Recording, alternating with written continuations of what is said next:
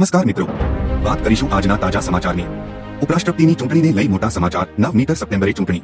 જગદીપ ધનખડના રાજીનામા બાદ ભારતના ઉપરાષ્ટ્રપતિનું પદ ખાલી છે। ધનખડે ગયા મહિને 21 જુલાઈના રોજ પોતાના પદ પરથી રાજીનામું આપ્યું હતું। જો કે રાજીનામાના 12મા દિવસે મુખ્ય ચૂંટણી કમિશનર જ્ઞાનેશ કુમારે ઉપરાષ્ટ્રપતિની ચૂંટણીની તારીખોની જાહેરાત કરી છે।